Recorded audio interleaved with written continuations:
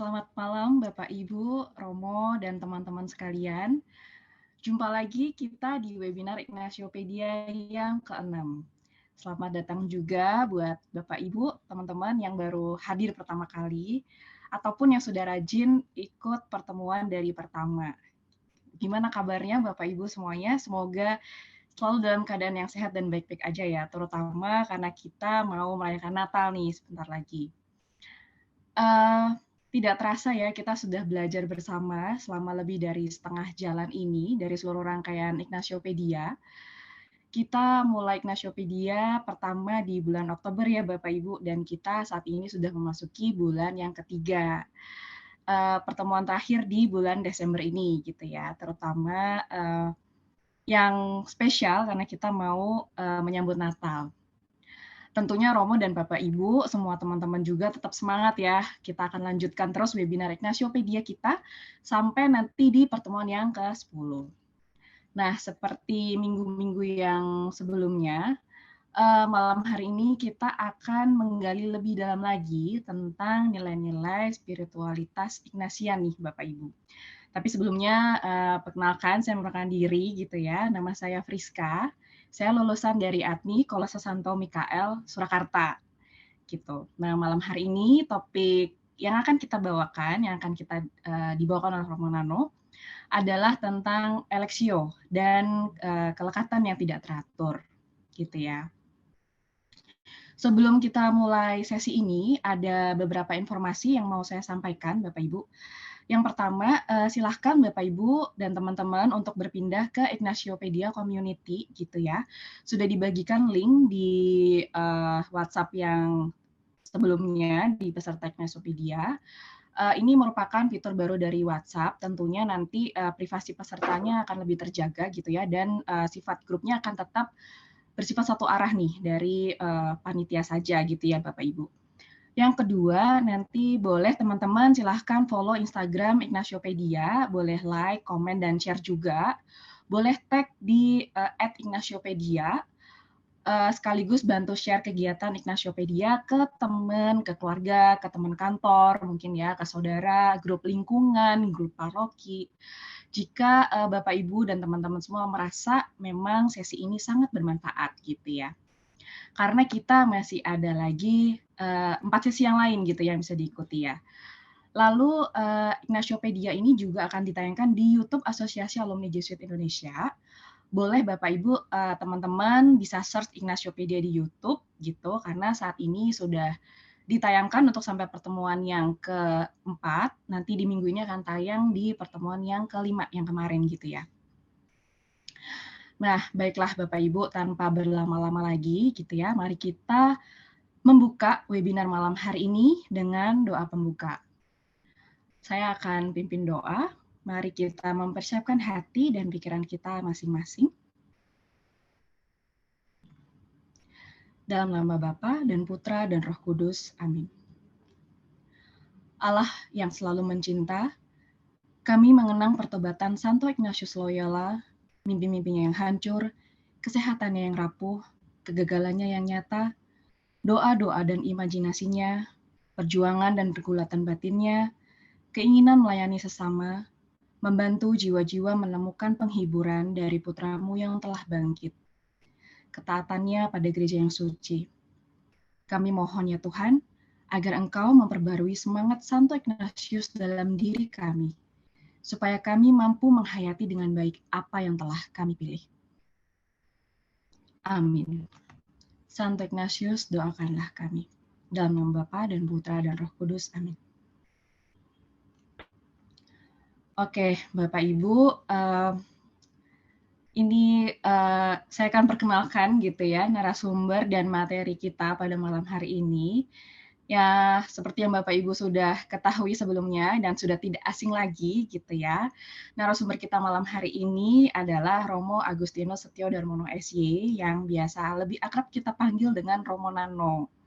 Nah, Romo Nano ini juga yang akan menjadi koordinator formasi awam Sahabat Ignatius, dan beliau juga yang akan menjadi narasumber untuk seluruh rangkaian Ignasiopedia ini gitu ya.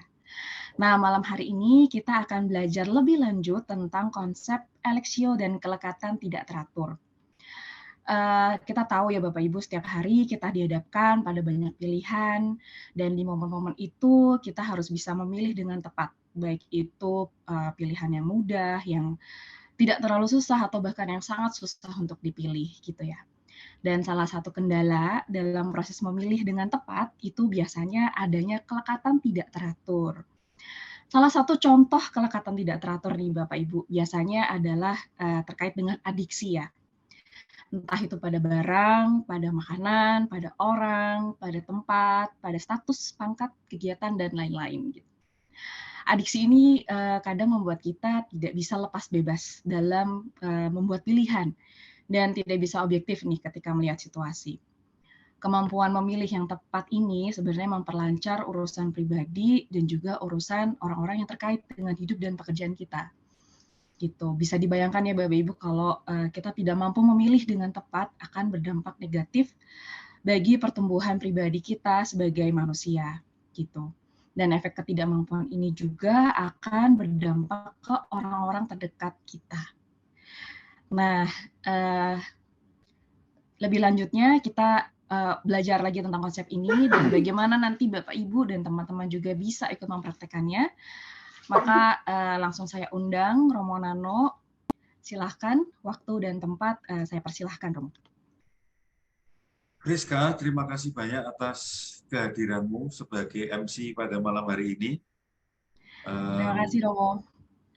Kami tim Ignaciopedia senang sekali karena selain Adeline sekarang ada Friska. Friska ini saya kira makhluk unik di kalangan ATMI ya, karena ATMI itu kan identik dengan laki-laki besi gitu, tetapi kali ini kan Friska memberi warna lain. ATMI itu ternyata juga ada figur feminim yang lembut, yang membuat kita bisa merasakan kelembutan juga dari sisi ATMI. Maka terima kasih banyak untuk Terima kasih, Friska, Romo. semoga tidak kabur lagi sesudah ini atau tetap setia bersama teman-teman Ignaciopedia yang juga setia ya.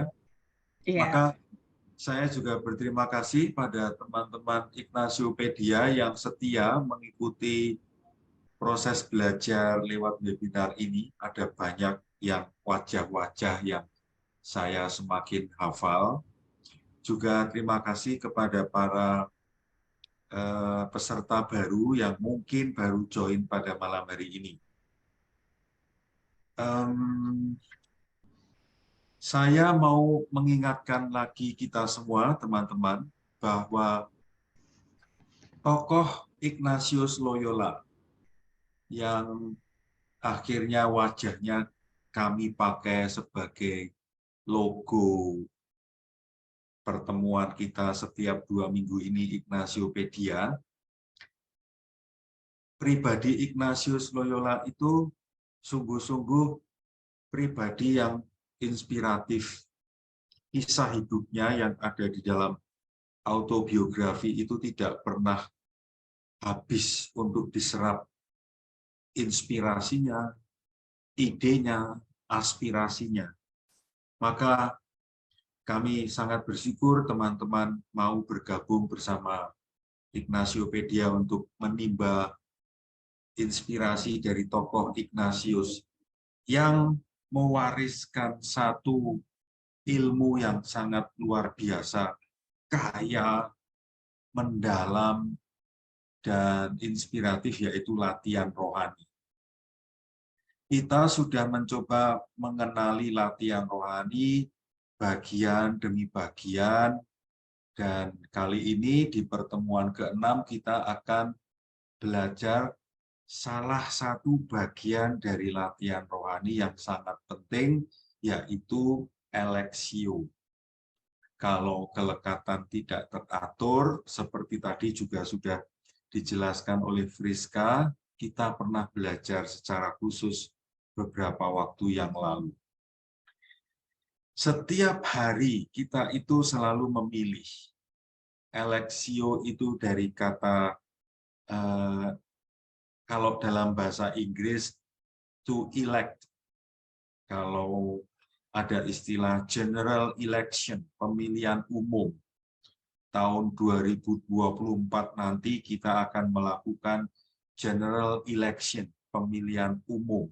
Kita akan memilih presiden. Maka semoga kita semua bisa memilih dengan tepat siapa calon presiden kita. Teman-teman milenial yang hadir di sini ini merupakan generasi baru yang jumlahnya sangat banyak.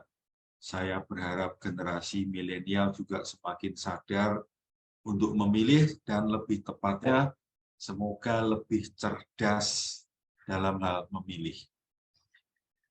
Karena ini berbicara tentang Ignatius Loyola, maka saya akan mencoba memunculkan beberapa prinsip yang diajarkan oleh Ignatius terkait dengan memilih. Nah, kelekatan tidak teratur itu memang mengganggu proses memilih, sangat mengganggu. Saya memilih gambar orang yang memegang tali dan dia sudah dijerat oleh tali. Jadi kelekatan tidak teratur itu saya gambarkan dengan gambar itu. Jadi orang sudah tidak bisa tidak harus itu, tidak bisa tidak harus begini. Ya. Jadi ungkapan tidak bisa tidak harus begini itu sebuah kalimat singkat, semoga bisa membantu untuk memahami apa yang disebut dengan kelekatan tidak teratur. Saya tidak bisa tidak harus berada di tempat ini. Kalau tidak, saya tidak mau. Tidak bisa tidak, saya harus pergi dengan si A. Karena kalau tidak dengan A, saya tidak pernah bisa kreatif, produktif, kolaboratif. Jadi sebuah syarat, sebuah kondisi yang tidak bisa tidak harus ada. Nah, ini saya kira penjelasan tentang kelekatan tidak teratur. Begitu kita sudah terjerat oleh sesuatu ini, maka kita tidak bisa melakukan pemilihan atau tidak bisa memilih dengan baik dan sehat. Sebelum lebih lanjut, saya mau mengajak teman-teman, nanti andai kata ada yang bertanya lebih lanjut atau menggali informasi lebih lanjut, saya mengingat kemungkinan ya, kalau keterbatasan waktu jelas, kita hanya paling lama kan 1,5 jam kan, mengingat keterbatasan waktu dan kemungkinan bahwa materi ini menarik karena soal memilih itu kan ada dalam hidup kita sehari-hari dan ini menjadi sesuatu yang sangat penting untuk dibicarakan lebih lanjut, maka saya berharap kita semua menyadari bahwa webinar ini bukan ruang untuk problem solving. Artinya saya sedang punya masalah ini, lalu saya tanyakan dan berharap saya bisa memberi solusi gitu. Bukan itu. Anda tentu saja boleh bertanya, tetapi saya berharap kesempatan belajar bersama ini menjadi momen bagi kita semua untuk memahami informasi penting terkait dengan prinsip-prinsip memilih, kelekatan tidak teratur secara lebih komprehensif. Komprehensif itu berarti lengkap, sebagai dasar kita untuk bertindak. Maka semoga dalam waktu yang sangat terbatas, tetapi temanya sebetulnya sedemikian luas dan kompleks, saya berharap beberapa poin dari webinar ini membantu teman-teman semua untuk sedikit lebih terampil dalam memilih. Tidak asal, tidak ngawur, tapi punya pondasi, punya teori singkat yang bisa dipakai. Proses belajar kita saya bagi dalam 4 bagian. Yang pertama, situasi-situasi yang tidak mudah yang kita hadapi. Pada saat kita berada dalam situasi itu kita susah untuk membuat pilihan karena entah itu dilema, entah sama-sama baik, entah sama-sama beratnya. Kalau ngambil ini risikonya berat, kalau memilih yang itu risikonya juga berat. Yang kedua, saya mau mengajak teman-teman untuk menggali lebih dalam prinsip-prinsip menurut Santo Ignatius yang bisa membantu kita untuk memilih. Yang ketiga, Ignatius itu kan kita kenali sebagai orang yang praktis, tidak teoritis abstrak, tetapi praktis dengan memberi kerangka dasar yang penting. Yang terakhir, saya mau menampilkan beberapa kutipan yang saya harap ini nantinya bisa memotivasi Anda, memperkaya wawasan Anda, punya sesuatu yang diingat ketika berada dalam situasi yang tidak mudah untuk memilih. Mari kita mulai dari yang bagian awal ya, situasi yang tidak mudah untuk memilih. Contoh pertama, cukup banyak orang, anak-anak muda maupun orang-orang yang mulai tumbuh dewasa, ini saya beri istilah hidupnya mengalir. Lahir, sekolah, kuliah, kerja, nikah, punya anak, lalu bertanya, saya mau apa ya dalam hidup ini? Suatu ketika saya akan mati. Saya tidak tahu kapan, di mana, bagaimana akan mati, tapi kayak kehilangan arah, tidak punya tujuan yang jelas gitu. Dan akhirnya hidupnya mengalir begitu saja ya, cari uang, ikut kegiatan ini, berteman, tidak ada arah yang jelas. Seringkali cukup banyak orang terjebak oleh rutinitas hidup ini. Lalu yang kedua, di kalangan anak-anak muda, mereka yang masih kuliah atau menjelang kuliah, kemungkinan anak-anak Anda, ya entah itu anaknya Pak Santo, atau anaknya Bu Ima, atau anaknya Bu Benedikta Wahyu, gitu. Mungkin sedang dalam proses ini ya, kuliah psikologi atau kuliah komunikasi ya. Kadang-kadang ibu atau bapak itu sudah punya pengarahan, kamu harus kuliah ini, gitu. Tapi anaknya sudah tidak punya minat. Saya sebetulnya pengen kuliah psikologi, gitu. Atau kadang-kadang sekolah. Sekolah itu juga beberapa SMA itu mewajibkan anak ini masuk IPA. Padahal anak ini nggak berminat sama sekali masuk IPA. Minat dia adalah masuk IPS. Nah, anak ini berada dalam situasi yang tidak mudah untuk memilih. Kalau dia memberontak, dia melawan sekolah, tidak mudah. Tapi kalau dia mengikuti sekolah, tidak sesuai dengan minatnya. Saudara-saudari, teman-teman, kalau Anda bertemu dengan anak-anak yang sedang kesulitan memilih ini, saya mengusulkan Anda perlu menemani dengan baik ya anak-anak yang sedang dalam proses memilih seperti ini. Untuk mereka yang lebih dewasa sedikit gitu, mulai punya problem, aku sebetulnya pengen punya pacar dia, calon pasangan hidupku tuh dia, tapi sayangnya beda agama. Dan ibu bapakku tuh garis keras, pokoknya harus seiman. Mati. Pokoknya harus seagama. Ini sebuah tuntutan prinsip yang baik. Tetapi untuk anak-anak yang harus memilih seperti ini dilema yang tidak mudah. Saya tidak tahu ya, Pak Sulaksno ini putranya sudah mengalami hal seperti ini atau tidak. Kalau Rina Nadea, ini saya tidak tahu anakmu mengalami hal seperti ini atau tidak. Tapi kalau anak-anak Anda mengalami situasi macam ini situasi yang tidak mudah bagi mereka untuk memilih. Saya bertemu dengan cukup banyak pasangan yang berada dalam situasi seperti ini. menikah sudah 10 tahun, 15 tahun, tidak diberi momongan.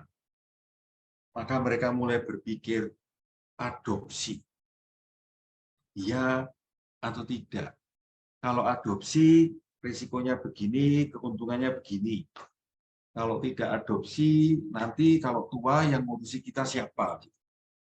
Kalau saya yakin Adrianus Roy ini sudah diberi momongan, maka ya tidak berpikir seperti ini. Tapi Johannes Freddy itu juga sudah punya 3 anak, saya kira ya tidak punya problem seperti ini. Tapi teman-teman cukup banyak ya pasangan-pasangan yang punya problem macam ini. Tidak mudah. Nah, ini banyak sekali dialami oleh banyak pasangan. Relasi berjalan tidak baik. Entah itu dalam konteks pacaran, tunangan, bahkan atau perkawinan. Perkawinan setahun, 5 tahun, 10 tahun, situasinya tidak seperti yang diharapkan. Putus, cerai, atau lanjut. Banyak orang mengalami problem seperti ini. Nah, ini situasi yang dihadapi oleh banyak orang, khususnya generasi milenial. Orang-orang generasi umur 50, umur 60, umur 70 ya, mereka bangga ketika setia mengabdi bekerja di sebuah institusi, sebuah unit kerja. Saya sudah 25 tahun, bangga. Tapi generasi milenial itu mereka nggak bangga ternyata bekerja di sebuah tempat dalam durasi waktu yang lama. Mereka itu senang tantangan-tantangan. Bekerja di satu tempat, tempat lain menawarkan pekerjaan dan gaji yang baik, melamar ke sana. Waktu melamar ke sana, sudah ada tawaran dari tempat kerjaan yang lain. Lalu bingung, waduh, kalau di sana pekerjaan lebih baik, gaji lebih baik, tapi lingkungannya toksik misalnya. Sementara kalau pindah ke sana, gajinya lebih sedikit, tempat kerjanya lebih nyaman, dan seterusnya. Ada banyak risikonya. Ini situasi-situasi yang tidak mudah dihadapi dan tidak mudah untuk memilih. Saya juga cukup kenal cukup banyak orang yang butuh uang atau didatangi orang untuk dipinjami uang atau meminjami orang. Lalu yang datang itu adalah teman atau keluarga. Kasih enggak ya? Pinjami enggak ya? Tapi kalau meminjami, biasanya kalau teman baik itu enggak mengembalikan. Atau kalau keluarga, itu kadang-kadang ya tidak tega untuk nagih. Tapi kalau tidak dipinjami ya kasihan banget. Oh, dia sungguh butuh, anaknya 5, butuh uang untuk biaya sekolah, untuk makan, dan seterusnya. Meminjami atau enggak ya? Atau pinjam enggak ya? Pinjam ke pinjol atau pinjam ke teman, keluarga, kakak, adik, orang tua. Saya yakin saudara-saudari, teman-teman seringkali mengalami hal serupa dan ini situasi yang tidak mudah untuk dihadapi. Ini juga banyak dihadapi terutama ibu-ibu muda. Sesudah melahirkan, punya bayi, lalu berpikir, kariernya sedang bagus, gajinya bagus, kalau lanjut, resikonya harus ninggalin bayinya. Tapi kalau ngurusi bayi, anaknya yang tercinta, nggak bisa disambi dengan tetap melanjutkan karier. Ini situasi yang tidak mudah. Teman-teman Ignatiopedia yang terkasih, ya, masih banyak tentu saja. Teman-teman pasti punya pengalaman yang tidak mudah juga. Tapi dari segala aneka situasi yang tidak mudah itu, saya mengambil kesimpulan ini dan menawarkan kepada Anda. Walaupun tidak mudah mengambil sebuah pilihan yang tepat, tetapi kemampuan merumuskan alternatif-alternatif yang mau dipilih, kemampuan untuk menggambarkan kesulitan-kesulitan Anda, itu sudah merupakan titik awal yang sangat baik, sangat penting untuk memilih. Dengan kata lain, kemampuan mapping, ya, memetakan. Situasinya begini, begini, begini, kalau begini resikonya begini, kalau begitu resikonya begitu. Ini kemampuan mapping, kemampuan memetakan, kemampuan merumuskan risiko dan alternatif. Ini langkah paling dasar dalam hal memilih. Karena langkah berikutnya itu mengandaikan langkah mapping, memetakan ini. Dan seringkali langkah merumuskan alternatif seperti ini sangat membantu kalau ditulis atau digambar. Pilihan A, keuntungannya ini, kerugiannya ini. Pilihan B, keuntungannya ini, kerugiannya ini. Ini kemampuan dasar yang harus dikuasai. Tidak sulit, gampang, asal kita tenang dan jeli merumuskan. Karena kalau kita tidak mampu merumuskan situasinya, kesulitan yang kita hadapi, alternatif yang mau dipilih, biasanya berdampak pada penundaan berkepanjangan. Ditunda, ditunda, ditunda, lalu membebani, lalu stres, lalu sariawan atau perut mules, atau gangguan pernafasan, atau susah tidur gitu, bingung, dan akhirnya karena deadline-nya sudah tiba, miliknya ngawur. Jadi teman-teman, merumuskan sungguh sangat penting. Oke, bagian pertama selesai. Saya mau mengajak Anda mulai melihat, mengenali, memahami prinsip-prinsip dalam proses memilih yang diajarkan oleh Santo Ignatius Loyola. Tetapi sebelum masuk ke praktis, masuk ke penjelasan tentang teori dari Santo Ignatius yang bisa kita pakai dalam hidup sehari-hari, saya mau menjelaskan terlebih dahulu syarat sebelum dan sesudah mengambil pilihan dalam konteks latihan rohani. Ini dalam praktek retret 30 hari dalam suasana yang memang khusus, dalam situasi retret, bukan dalam hidup sehari-hari. Ya, ini dasarnya. Maka saya merasa perlu untuk menjelaskan bagian ini. Syarat sebelum dan sesudah memilih, memilihnya itu ada di lingkaran yang ungu ini. Ya. Lingkaran yang ungu ini adalah langkah memilih. Nah, sebelum memilih, Ignatius itu membantu orang untuk mengalami lingkaran merah dan lingkaran biru. Lingkaran merah dan lingkaran biru, intinya kita sebagai manusia itu dibimbing oleh Ignatius untuk dekat dulu dengan Allah. Mengapa? Mengapa kok Ignatius membimbing kita supaya kita dekat dulu dengan Allah? Alasannya, teman-teman, kalau kita dekat dengan Allah, itu menjadi pondasi supaya nanti kita tidak terlalu takut mengambil pilihan, tidak terlalu takut menghadapi resiko.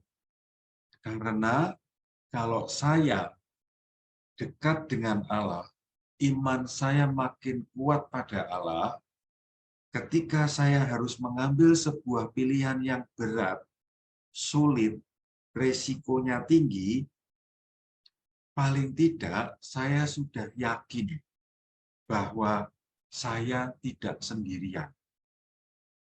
Dan juga ketika saya dekat dengan Allah itu, energi dari Allah itu membantu saya untuk memilih tidak berdasarkan selera pribadi saya, keinginan manusiawi saya, kelekatan-kelekatan saya. Dengan kata lain, teman-teman, dua lingkaran ini adalah dua langkah, dua momen yang dilakukan oleh Ignatius untuk membangun pondasi yang kuat. Nah, ketika pondasinya hati, pikiran, iman sudah kuat, maka biasanya kita lebih tenang, lebih jeli, dan terbantu untuk lebih sehat dalam memilih, menentukan saya mau kemana, tujuan, dan saya harus memilih sarana mana untuk mendukung tujuan itu. Kalau proses memilih sudah dilakukan, bagian yang terakhir adalah merealisasikan pilihan dengan konsekuen. Teman-teman sekalian, kira-kira secara singkat, ini kerangka yang diajarkan Ignatius dalam konteks latihan rohani yang ketat dalam retret 30 hari. Nah, dari yang teoritis dalam konteks retret itu, saya akan pelan-pelan mengajak Anda untuk bagaimana mengkonkretkan teori itu ke hidup sehari-hari. Sebelumnya, saya mau mengajak Anda sekalian melihat contoh yang ada di dalam kitab suci. Saya mohon maaf menggunakan contoh dari Injil, karena ini bisa jadi prinsip yang kita pegang bersama. Ini adalah gambar kontemporer, ya. Ini Tuhan Yesus, ini lalu pemuda kaya. Anda bisa cek kisah aslinya di Markus bab 10 ayat 17-31. Seorang pemuda yang kaya, punya banyak harta, datang kepada Yesus. Tuhan, saya ingin mengabdi Engkau. Apa yang harus saya lakukan? Jadi pemuda ini dalam proses memilih, ya, dalam proses memilih. Lalu supaya dia tahu pilihannya yang baik itu apa, dia bertanya pada Tuhan Yesus. Lalu seperti teman-teman ketahui, Tuhan Yesus mengajukan satu syarat, bukan? Masih ingat? Syarat pertama, penuhilah 10 perintah Allah. Pemuda kaya ini hebat, karena dia mengatakan, itu semua sudah saya penuhi. Luar biasa.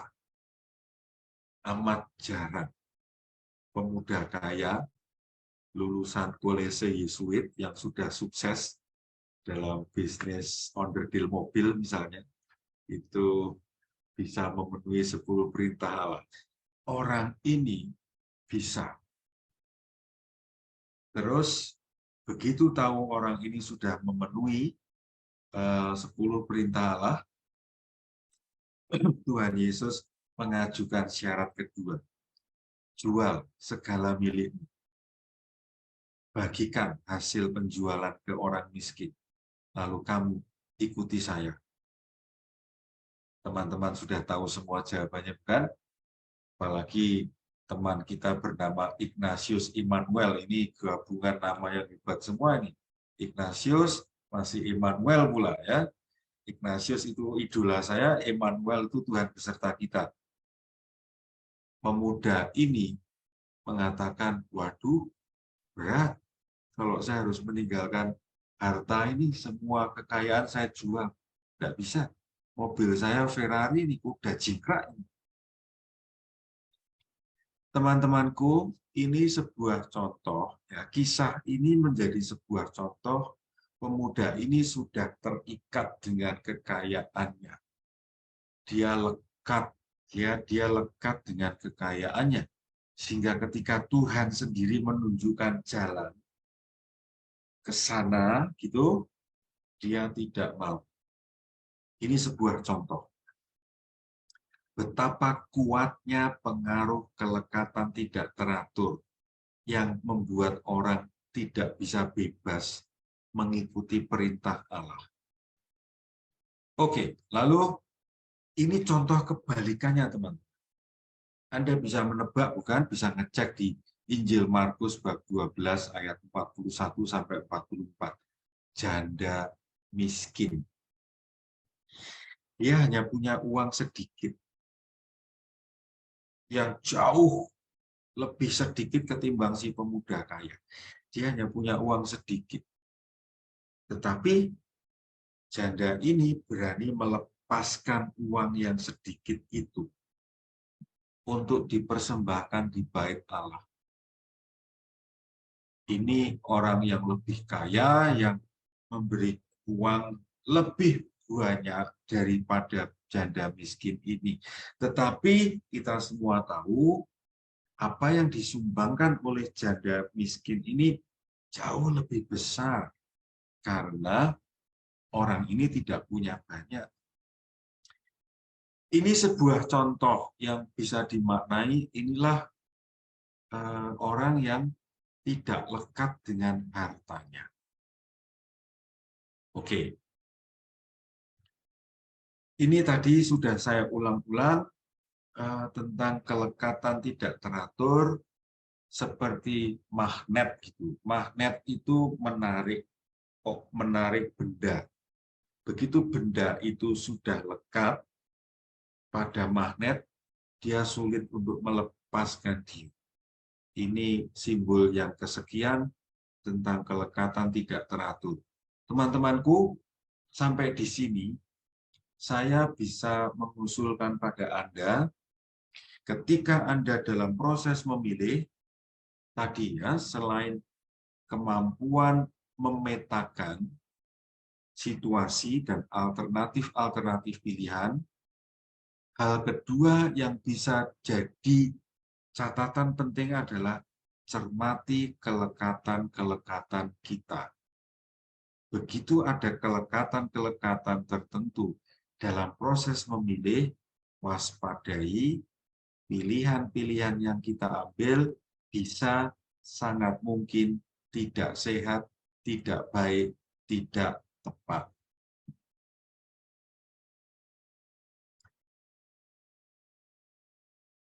Ini kebalikan dari kelekatan tidak teratur. Kebalikan dari kelekatan tidak teratur itu adalah lepas bebas. Lepas bebas itu tidak berarti tidak punya apa-apa, tetapi tidak terikat atau tidak dikuasai oleh siapapun atau apapun.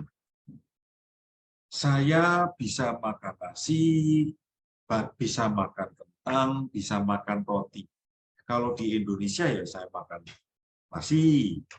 Tapi kalau saya di luar negeri, ya tergantung di situ. Di situ disediakan kentang.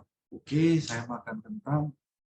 Kalau di tempat lain yang ada di situ roti, ya oke, saya makan roti. Tidak perlu ada yang makan, tidak perlu harus makan nasi.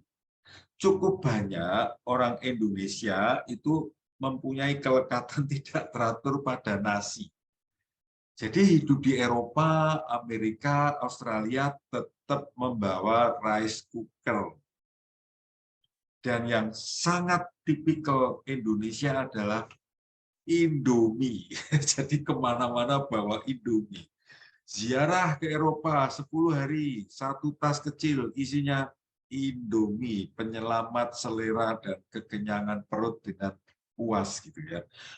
Bagi kita, kalau kita kemana-mana harus membawa nasi, Indomie, berarti selera kita itu dikuasai oleh makanan itu. Lalu kita menjadi tidak lepas bebas. Gitu. Nah, ini tadi teman-teman saya mencoba menerapkan prinsip-prinsip Ignatius dalam latihan rohani, dalam khususnya dalam hal memilih. Ada 4 lingkaran tadi ya. Lingkaran yang ketiga ini sentralnya yaitu memilih. Saya merumuskan yang pertama, kalau tadi kedekatan dengan Allah, saya coba kontekstualisasikan, itu adalah pikiran tenang, hati juga tenang, fisik juga tenang. Ini syarat dasar yang sangat penting. Kalau kita sedang emosi ini, emosi jiwa, jangan memilih. Ketika kita sedang kalut pikirannya macam-macam, harus mikir itu, mikir ini, mikir itu, jangan mengambil pilihan-pilihan yang sangat fundamental, sangat penting. Tenangkan pikiranmu dulu. Minum kopi dulu. Makan yang enak dulu. Istirahat yang cukup dulu. Jadi, tenang, ketenangan, pikiran, hati, badan adalah syarat dasar mengambil pilihan yang baik. 2. Sudah saya sebutkan tadi, sadari kelekatan-kelekatan kita. Karena sudah saya katakan beberapa kali, kelekatan itu membuat pilihan-pilihan kita menjadi tidak sehat. Maka cermati kelekatan-kelekatan yang tidak teratur. Sesudah itu, pilih. Dan yang keempat, ya realisasikan yang kita pilih. Karena seringkali kita memilih, tapi tidak melakukan. Lalu nanti dampaknya, jangka jauh atau jangka pendek, kita merasa bersalah, guilty feeling, gitu. Karena aku sudah memutuskan itu, tapi tidak merealisasikan.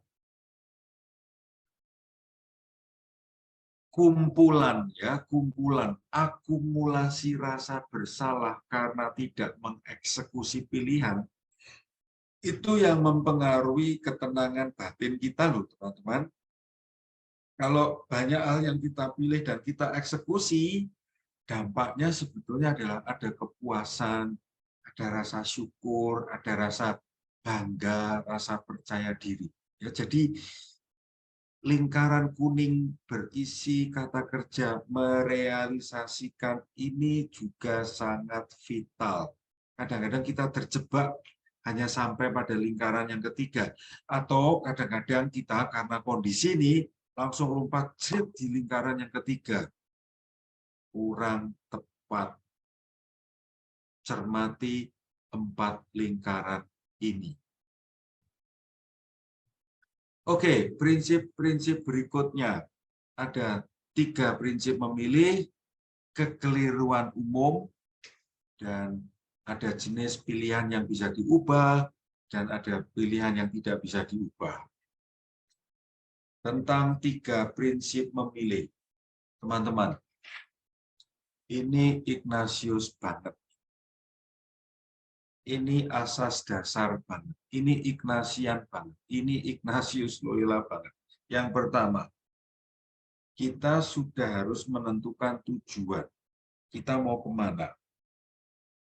Entah Anda single, entah Anda sudah menikah, entah Anda itu pimpinan sebuah perusahaan, entah itu Anda karyawan, entah siapapun Anda, Ignatius mengajak kita menentukan tujuan.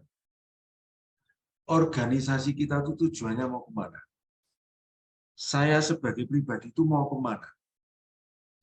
Kelompok Ignatiopedia ini mau kemana? Saya dengan tim Ignatiopedia pun menentukan kita mau apa dengan Ignatiopedia ini. Nah, ketika tujuan itu sudah ditentukan, poin kedua, sarana-sarana, pilihan-pilihan, itu biasanya di sekitar sarana. Ini mendukung ke sana atau enggak. Kalau mendukung, pilih, ambil, eksekusi. Kalau tidak mendukung tercapainya tujuan, Meskipun enak, nikmat, menguntungkan, Ignatius mengajak kita untuk jangan dipilih. Karena kita tidak boleh mengubah tujuan supaya sarana ini kita ambil. Misalnya ya, tujuan. Saya ingin jadi seorang Katolik yang baik, yang mengikuti Tuhan Yesus. Sarananya saya bekerja ini dengan pendapatan yang halal. Karena yakin Tuhan pasti memberi rezeki. Apalagi kalau berdoa Bapa kami dengan penuh penghayatan. Berilah kami rezeki pada hari ini. Itu ya. Lalu kita percaya. Suatu ketika ada tawaran uang panas 250 juta. Uang panas. Ambil, enggak. Ambil, enggak. Anakku 3. Butuh makan semua. Dan sekarang dalam kondisi banyak hutang. Ambil. Nah, ini sarana yang dipilih ini tidak sesuai dengan tujuan ke sana. Maka ini 3 prinsip ya, teman-teman. Saya berharap meskipun ini diulang dan sebetulnya sudah sangat jelas, semoga ini semakin menjadi kerangka berpikir kita, menjadi mindset kita. Tujuannya kemana, sarana yang dipilih itu harus mendukung. Kalau sarananya tidak mendukung tercapainya tujuan, jangan dipilih. Pasti ada sarana lain. Nah, ini bahasa manajemen modern, tujuan perusahaan, tujuan organisasi, tujuan kelompok, tujuan keluarga. Keluarga harus punya tujuan loh. Kalau keluarga tidak punya tujuan, nanti pemanfaatan waktu, uang, macam-macam tidak akan terfokuskan, menyebar kemana-mana. Goal setting meaning, artinya tujuan harus ditentukan supaya yang lain-lain itu bisa menyesuaikan ke arah tujuan. Maksudnya ini. Kekeliruan umum. Banyak orang pertama-tama itu milih ya sudahlah nikah karena ya sudah bekerja, punya penghasilan, sudah punya pacar, ya sudah nikah. Setelah nikah baru bertanya, mau kemana ya hidupku ya? Atau kalau bahasanya Ignatius Loyola, baru mikir mengabdi Tuhan. Atau saya sekian puluh tahun bekerja di seminari, itu banyak mendapati anak-anak muda berpikir yang pertama-tama adalah jadi romo, jadi suster, jadi buder. Harus setelah itu mikir bagaimana melayani Tuhan. Ini kekeliruan umum. Kalau dibahasakan, kita ribut dengan sarana, tapi kita tidak tahu mau kemana. Jadi kekeliruan umum sebetulnya kebalikan dari prinsip ini tadi, teman-teman. Mikir tujuan dulu, baru sarana. Kekeliruan umumnya adalah ribut, bingung dengan sarana.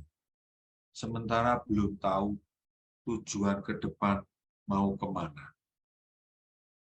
Oke. Hal-hal yang harus dipilih. Kalau kita dihadapkan pada pilihan, apapun pilihannya, semua pilihan entah 2, entah 3, entah 5, semua pilihan harus baik sifatnya. Secara etis, moral, iman, agama, psikologis, ini harus baik.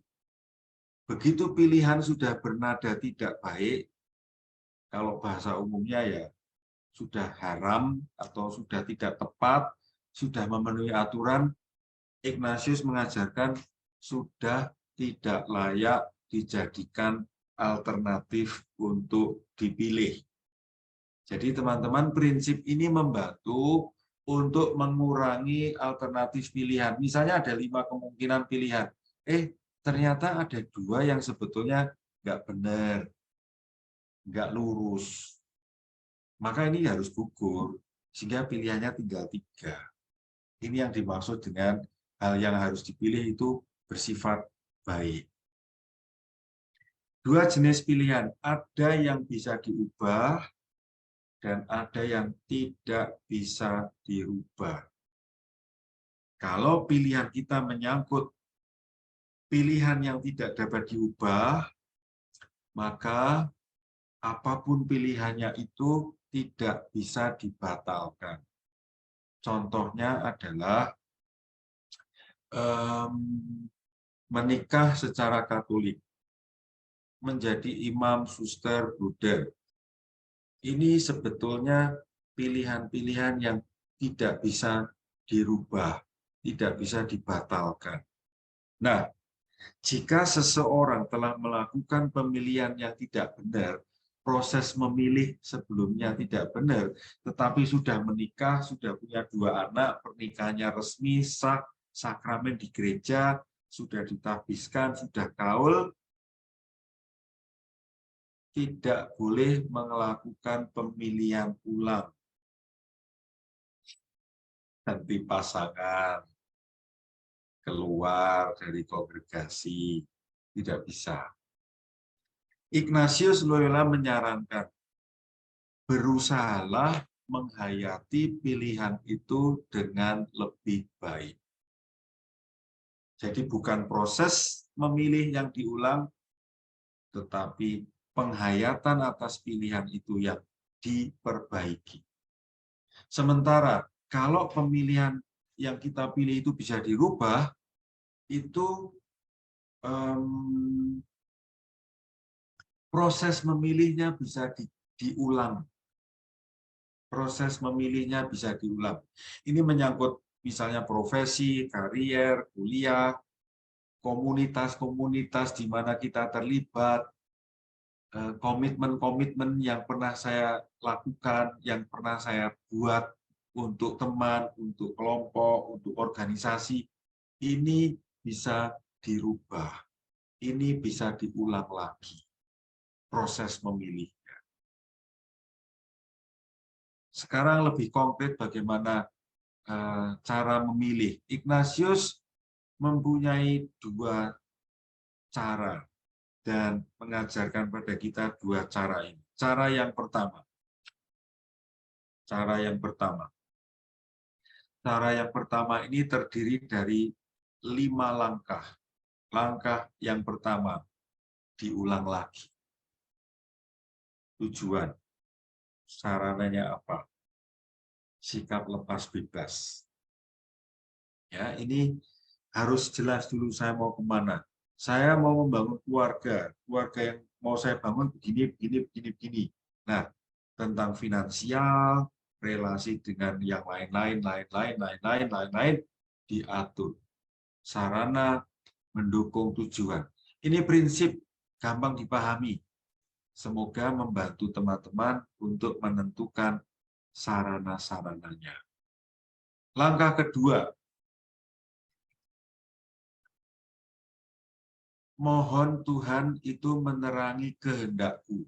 Mengapa kehendak? Karena kehendak itu yang menjadi onderdil utama memilih. Lalu kita menggunakan akal budi, rasio intelektual kita untuk melihat alternatif-alternatif. Yang ketiga, langkah ini, lebih konkretnya ini. Misalnya kembali ke contoh tadi ya, tentang adopsi anak. Kalau saya mengadopsi anak, keuntungannya apa? Kerugiannya apa? Kalau saya tidak mengadopsi anak, keuntungannya apa? Kerugiannya apa? Ini alasan pro, ini alasan kontra. Ini alasan pro, alasan kontra. Dideskripsikan, dipetakan dulu. Sesudah itu, lalu mengambil keputusan berdasarkan budi. Bukan mood, bukan rasa, bukan emosi, tapi dengan intelektual kita. Jadi, dari pertimbangan ini tadi, kok keuntungannya lebih banyak di sini ya, mengadopsi anak ya. Oke, akhirnya Budi mengambil pilihan walaupun mungkin dari sisi rasa kurang sreg gitu. Nah, langkah terakhir adalah mempersembahkan pilihan itu kepada Allah supaya Tuhan menerima dan memberi peneguhan. Nah, caranya mencari peneguhan, teman-teman mencari peneguhan, konfirmasi Tuhan atas pilihan kita itu penting. Saya mau mencermati notifikasi, kalau bahasa kita itu notifikasi dari Tuhan, notifikasi dari aplikasi yang kita pilih. Saya memberi contoh. Pada waktu Ignatius hidup, dia pengen bekerja dan sampai mati di Yerusalem. Ini pilihan dia. Tetapi ketika dia sudah memilih mau ke Yerusalem, ternyata dia nunggu setahun, 2 tahun, 2 tahun tidak ada kapal dari Eropa, khususnya Barcelona, lebih tepatnya tidak ada kapal ke Yerusalem. Itu notifikasi yang mau mengatakan sebetulnya artinya Allah tidak menghendaki Ignatius ke Yerusalem. Teman-teman, ini contoh yang sangat penting dipakai sebagai pola. Kalau Anda sudah mengambil sebuah pilihan, cermati. Kalau ada banyak kemudahan, misalnya saya memilih sebuah pilihan yang tidak mudah, tetapi sesudah memilih dan saya mengeksekusi pilihan itu, kok ada banyak kemudahan-kemudahan, bantuan, informasi, dukungan dari teman, prosesnya lancar. Itu yang saya maksud dengan notifikasi, peneguhan. Sebaliknya, kalau kita sudah mengambil pilihan, tetapi ada banyak kesulitan, ketidakmudahan, halangan, kemungkinan Tuhan tidak menghendaki pilihan kita.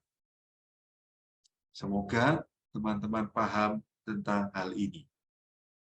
Nah, dalam masih contoh Ignatius tadi ya, Ignatius pengen ke Yerusalem, tetapi dia sudah punya plan B.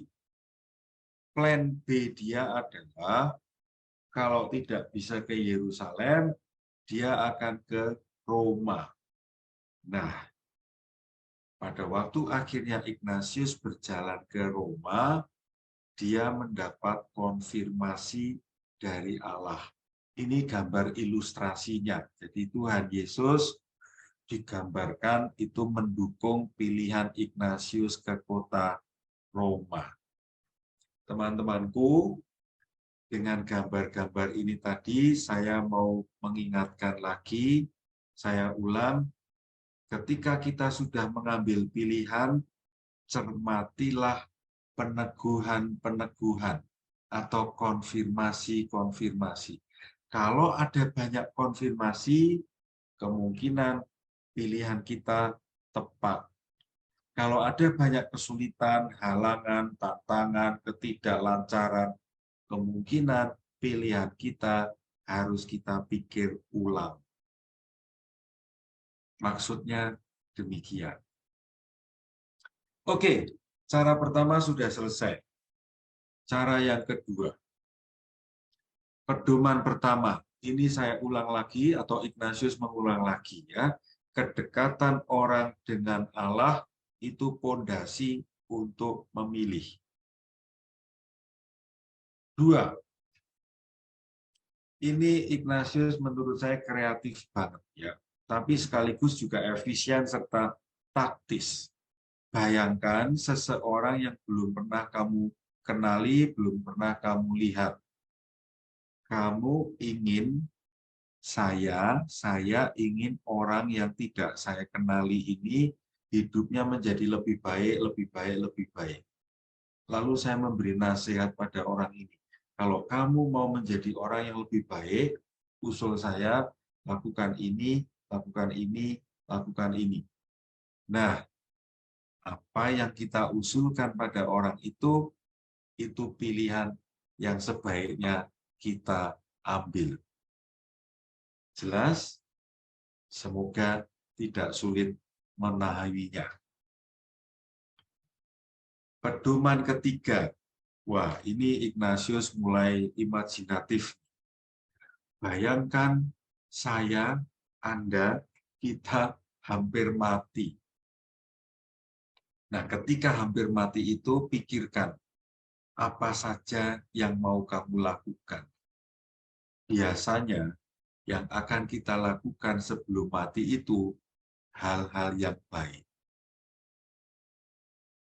Ambil pilihan itu dan lakukan sekarang.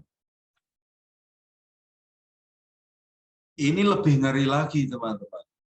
Ignatius mengajak kita, bayangkan kita sudah mati dan kita berada di pengadilan terakhir seperti Freddy Sambo itu.